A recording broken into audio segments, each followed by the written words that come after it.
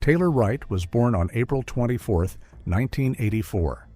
Her early years were marked by hardship. By the age of 13, she was in the foster care system, removed from her biological mother's care. Life had been tough, and Taylor had developed a protective exterior that helped her survive. She was small and frail-looking with stringy hair, searching for stability in a world that had let her down time and time again. Then she met Nancy Murchison, a neighbor who would change everything. Nancy recalled the first time she saw Taylor. "I don't know what it was about her, but I just said, 'You can come stay with us.'" Taylor moved in with Nancy and her sons, and for the first time in years, she had a home, a real home where she was safe and loved. Throughout her teenage years, Taylor thrived in Nancy's care, and despite everything she'd been through, she wanted to be friends with everybody. Those who knew her said she was kind and outgoing, someone who made an effort with everyone she met. As she grew older, that tough exterior remained, but underneath it was a warm-hearted woman who'd been shaped by adversity. In North Carolina, Taylor met Jeff Wright, a U.S. Marine. Their relationship was unconventional from the start. "Our first date ended with us throwing knives at a dartboard," Jeff remembered. He said she liked to lift weights and flex her guns. He was drawn to Taylor because she was different, smart, competitive, tough, and still looked amazing in a dress. The pair married around 2007, and in 2010, they welcomed their son, Drake. Jeff said Taylor was an ideal mother, devoted to their child and determined to give him the stable upbringing she'd never had. Taylor had found her calling in law enforcement. She joined the Jacksonville Police Department in North Carolina, serving 2 separate periods between 2008 and 2013. Jacksonville Police Deputy Chief Timothy Malfitano would later say that Officer Taylor Wright was a brave and spirited young officer who we were happy to rehire to service when she returned to the area in 2012. She was a loved and valued member of our law enforcement family. But despite the success in her career and the joy of motherhood, Taylor's marriage began to crumble after the family moved to Florida. The relationship became bitter. They decided to divorce during dinner on their 10th wedding anniversary. What followed was a contentious battle over custody and money that would define the final years of Taylor's life. Aside from the custody dispute, Taylor believed that a $100,000 settlement from a bad car accident she'd received before the marriage should go to her alone, not be divided as marital assets. Whilst the couple battled it out in court, a judge froze their assets. But Taylor somehow managed to withdraw the $100,000 anyway, directly defying the court order. During one heated argument, Jeff called the police. Taylor was arrested for battery. Although Jeff later dropped the charges, the damage was done. No police department would hire her after that. Her law enforcement career was over. Without a job or steady housing, Taylor reluctantly agreed to give Jeff full custody of Drake. It was devastating. She missed her son terribly and texted him every single day. The furious judge ordered Taylor to bring a check for $25,000 to the next court hearing scheduled for the 12th of September, 2017, just 4 days after she would disappear. After her divorce was finalized, Taylor worked to rebuild her life. She became a private investigator in the Pensacola area and began dating again, exploring relationships with both men and women. On a dating website, she met Cassandra Waller, a school administrator with Escambia County Public Schools. The relationship hadn't been perfect. There had been issues with Taylor's occasional drug use and a past infidelity that had hurt Cassandra deeply. But they'd worked through it. They were committed to building a future together. In September 2017, Taylor was moving into Cassandra's home. "My whole birthday weekend was moving her stuff and helping her move," Cassandra recalled. "But I didn't mind, because it was like, I was really happy." Taylor was also fighting to regain custody of Drake. The pressure was mounting, but Taylor was determined to prove she could provide for her son. Through all of this, Taylor wore a distinctive bullet necklace. It was part of who she was. Tough, unconventional, a former police officer who'd overcome so much. Nancy Murchison, the woman who'd given her a home all those years ago, said Taylor was a great mother who really loved her son. She loved her family and her brothers, and she loved me. For Nancy, Taylor was the daughter she'd chosen, and she was about to lose her in the most unimaginable way. Friday, the 8th of September, 2017. The morning started like any other. Taylor had plans to meet up with her friend Ashley MacArthur. They were going to sort out some business, run a few errands, and most importantly, go to the bank. Taylor needed to collect money she'd entrusted to Ashley weeks earlier, money she desperately needed for her upcoming court date. Ashley MacArthur was 40 years old, married to a man called Zach, and a former crime scene technician with the Escambia County Sheriff's Office. She wasn't a sworn police officer and hadn't attended the police academy, but she'd worked in law enforcement long enough to know how crime scenes were processed. She'd resigned from the position in 2006. Ashley and Taylor had been friends for about a year. Ashley had a background in law enforcement just like Taylor, and that common ground had helped forge their friendship. Taylor trusted her completely. What Taylor didn't know was that Ashley was facing serious financial troubles of her own. She'd been embezzling money from her family's business, Pensacola Automatic Amusement, which rented jukeboxes and pool tables to local bars.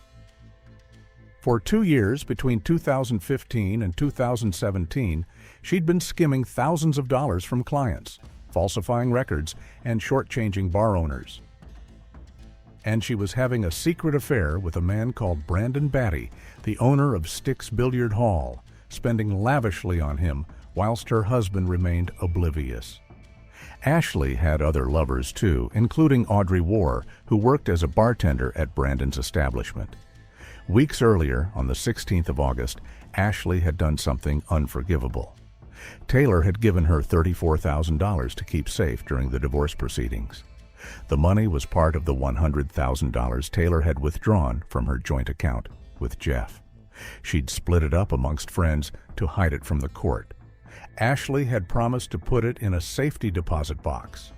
Instead, Ashley had forged Taylor's signature on a cashier's check and deposited the entire amount into her own bank account.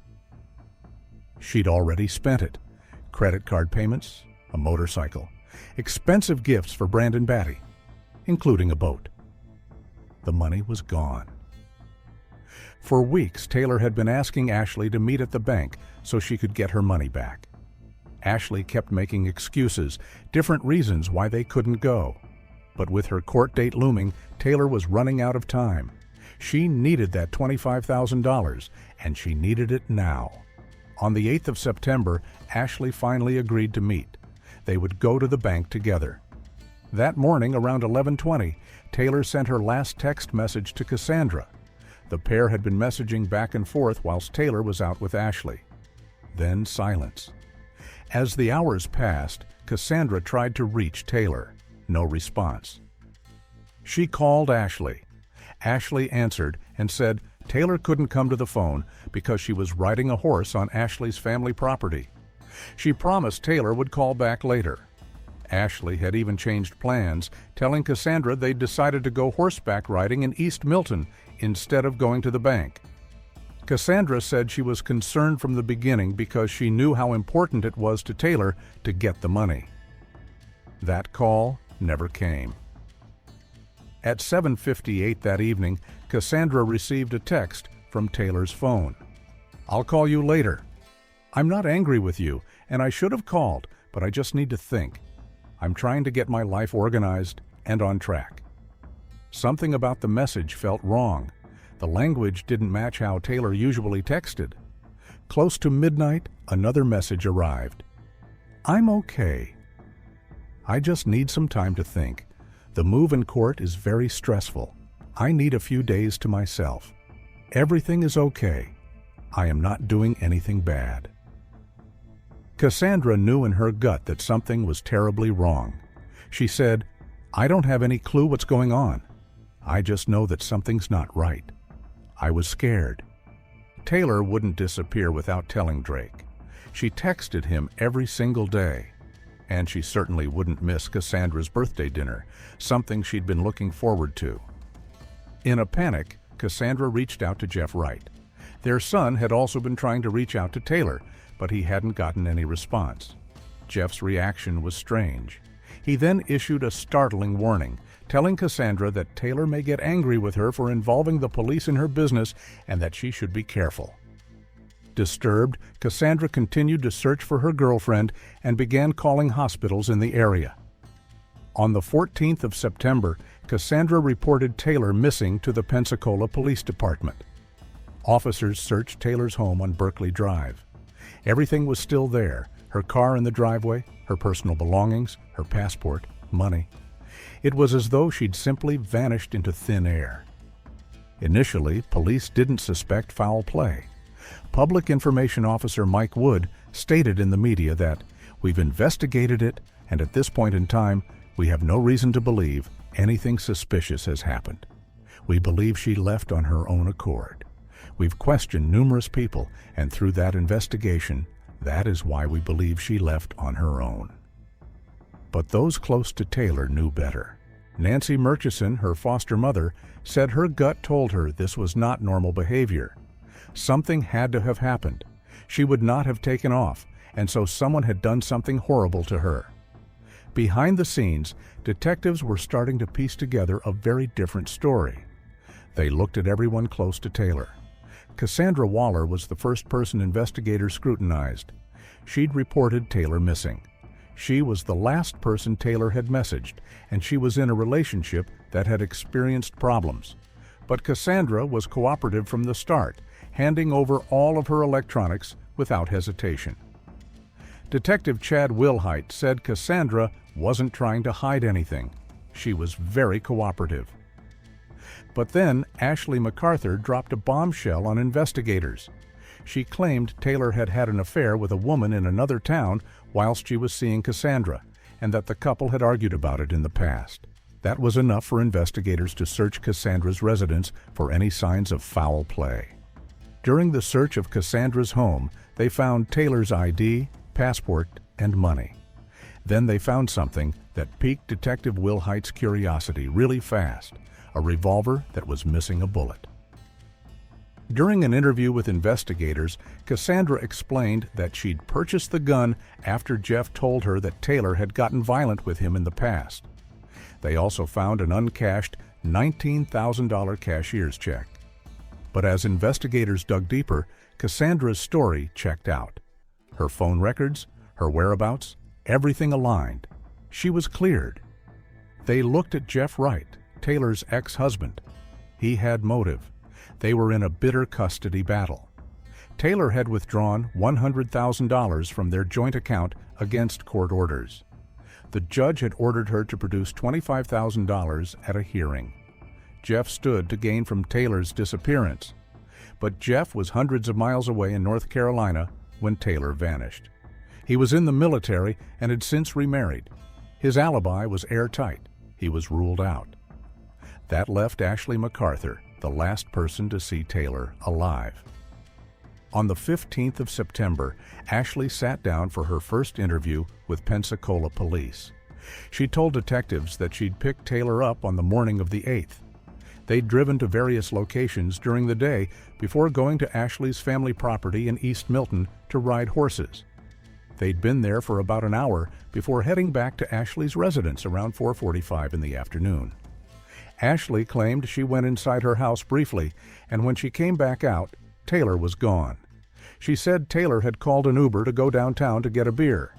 Ashley said Taylor had picked up the $34,000, put it in a duffel bag, and taken it with her. Detective Wilhite noticed something about Ashley during this first interview.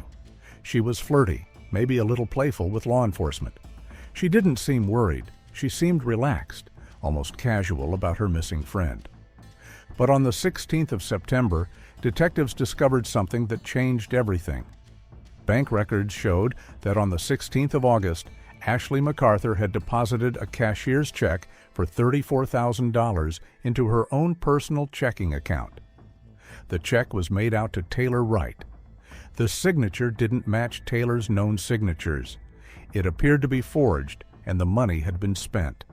All of it. Ashley's bank account had been negative $43.33 on the 3rd of July. It remained negative or near zero until the 16th of August. Then suddenly, $34,000 appeared. Within weeks, it was gone. When confronted with this evidence, Ashley changed her story. She claimed that Taylor was hiding large amounts of money and trying to get her son back from her ex-husband. She alleged that Taylor was going from bank to cash big cashier's checks. Ashley had a motive, financial desperation, and now detectives would prove she'd had the opportunity as well. Investigators obtained Ashley MacArthur's mobile phone records, and what they revealed was damning. Ashley had told police she'd taken Taylor to her family property in East Milton to ride horses, but cell phone tower data told a completely different story. On the 8th of September, between 11:52 in the morning and 1:44 in the afternoon, Ashley's phone had pinged off towers in the Bahar encampment area near Britt Road. That was miles away from East Milton, and Britt Road was where the MacArthur family owned a farm. Between 2:40 and 3:33 that afternoon, Ashley's phone had pinged near Britt Road again. She'd been at the family farm multiple times that day, not in East Milton, where she'd claimed. There was more. Ashley had claimed Taylor left her house around 4:30 in the afternoon in an Uber. Detectives checked every rideshare service, Uber, Lyft, taxis.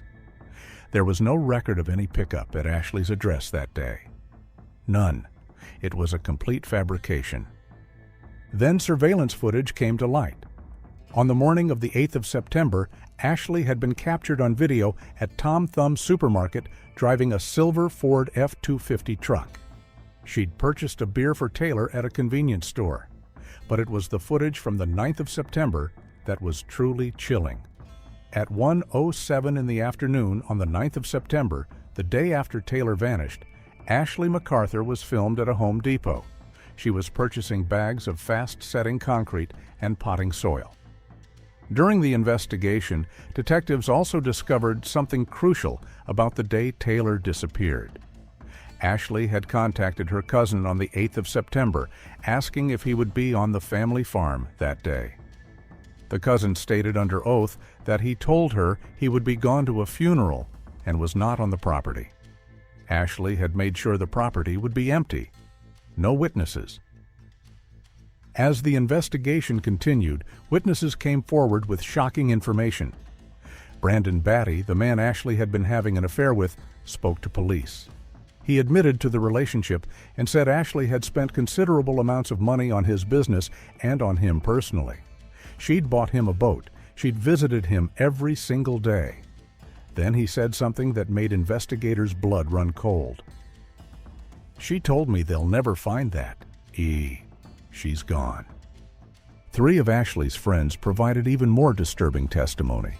They said Ashley had talked about killing Taylor days before she disappeared. Audrey Warr, a local bartender and one of Ashley's lovers, said Ashley had discussed a plan to spike Taylor's beer with cocaine to cause a fatal overdose. "She said she was going to put it in Taylor's beer," Audrey testified. "She said this world would be better if Taylor wasn't here, and she wasn't a good person. She was too small to hurt anybody, so she'd just shoot her." 2 other friends, Alexis Cook and Jessica Wheeler, testified that Ashley had asked how much cocaine it would take to cause an overdose. One friend said Ashley told her she'd attempted to drug Taylor's beer on the 8th of September, but Taylor had spat it out because it tasted funny or sour. That's when Ashley had changed her plan. She'd resorted to shooting Taylor instead. By October, detectives had built a strong circumstantial case. They had motive, financial desperation, and the theft of $34,000. They had opportunity, cell phone records placing Ashley at the family farm on the day Taylor disappeared.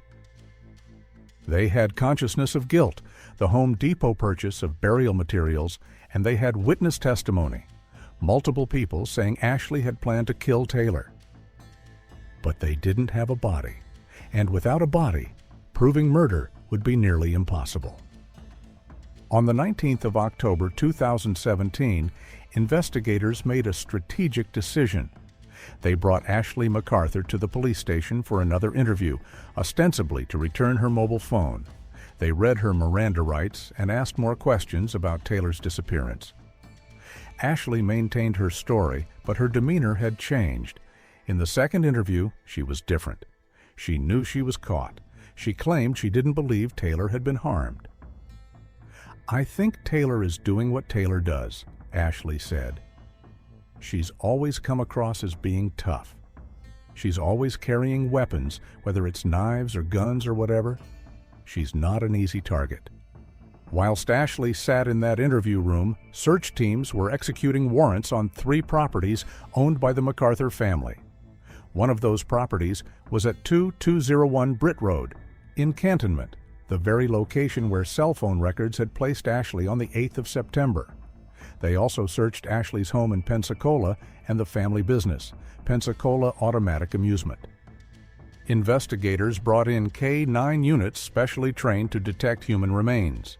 They searched the wooded area behind the main property on Britt Road along a fence line.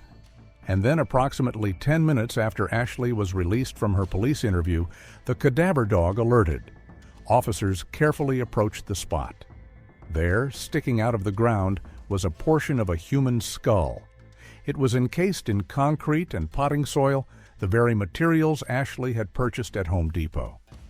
They found what appeared to be a gunshot wound in the back of the skull. Detective Jeff Brown later testified. Taylor had likely been taken by surprise by her friend. As investigators carefully excavated the shallow grave, they found skeletal remains wrapped in a hammock, and there amongst the remains was Taylor's distinctive bullet necklace. Bridget Jensen, the lead prosecutor, said, "My gut told me at that point that it was going to be Taylor." The following day, the 20th of October, dental records confirmed what everyone already knew. It was Taylor Wright. She'd been buried in concrete on her friend's family property, and she'd been missing for 41 days, whilst her loved ones searched desperately for her. Ashley MacArthur was arrested that evening and charged with second-degree murder. The charge would later be upgraded to first-degree premeditated murder by a grand jury in November. Bond was initially set at $1 million. For Taylor's family, the news was devastating. Nancy Murchison said she was devastated. She needed answers. She wanted to understand. Nancy said about Ashley, "She's a horrible, evil person, and quite frankly, I hope she rots in hell." Cassandra Waller, the woman Taylor had been building a future with, was heartbroken. "Family, friends, and myself are grieving the loss of Taylor," she said in a statement. Taylor was outgoing and kind to anyone she met and knew. "We pray that justice will be served. I never saw it coming, and that's what's scary." She would later say, "Ashley knew what she did, and the whole entire time she was pretending to be my friend." Ashley took somebody that I loved. In February 2018, just months after her arrest for Taylor's murder, Judge Robert Perry granted a motion for Ashley's pretrial release. Despite being charged with first-degree murder, Ashley was released on a $400,000 bond with GPS monitoring. She was required to reside at her mother's home in Gulf Breeze. Then, in January 2019, Ashley was convicted in a separate trial. She was found guilty of racketeering and organized fraud. On the 21st of February 2019, she was sentenced to 7 years in state prison, plus 3 years of probation. She was remanded to custody. Prosecutor Bridget Myers Jensen was worried. She just prosecuted Ashley on fraud and racketeering charges. And whilst the jury had convicted on those counts, they'd acquitted on the arson charge, which was based on circumstantial evidence. The murder case was also entirely circumstantial. There was no DNA linking Ashley to the crime, no murder weapon, no physical evidence, just cell phone records, financial documents, surveillance footage, and witness testimony. So, would it be enough? August 2019. Ashley MacArthur finally stood trial. Jensen told the jury Ashley MacArthur had a motive. Ashley MacArthur had the opportunity. Ashley MacArthur murdered Taylor Wright, and then she tried to cover it up with lies, concrete, and potting soil. The defense claimed Ashley came from wealth and didn't need money. They said she had back problems and couldn't move her body, but prosecutors showed photos of Ashley scuba diving, fishing, and horseback riding. The witnesses were damning. Zach MacArthur sighed when asked if his wife could have committed murder. "I can't see her doing something like that. She's super intelligent. It's just sloppy." After 4 days, the jury deliberated for 3 hours. "We, the jury, find the defendant guilty of first-degree premeditated murder with a firearm." The courtroom erupted. Judge Shackelford sentenced Ashley to life in prison with a mandatory minimum of 25 years. Ashley sat expressionless. No remorse. Ashley was sentenced to an additional life sentence for racketeering and fraud, ensuring at least 36 years behind bars, even if the murder conviction were overturned. Nancy Murchison said, "In so many ways, I feel that I was robbed. I love her and miss her, and that will never stop. Cassandra struggled with the betrayal. I never saw it coming. She was pretending to be my friend the whole time." Drake grew up without his mother, raised by Jeff in North Carolina. In April 2021, Ashley appealed. The Florida Court of Appeal denied it. She's serving life and won't be eligible for parole until 2044. Taylor's bullet necklace became a symbol of who she was: tough, unconventional, a survivor. She's everyone's daughter. She's everyone's sister. The murder of Taylor Wright is the ultimate betrayal. A trusted friend who murdered her over $34,000. Ashley forged Taylor's signature, stole her money, and when Taylor tried to get it back, Ashley killed her, buried her in concrete, used her phone to send fake messages, and let everyone search for 41 days.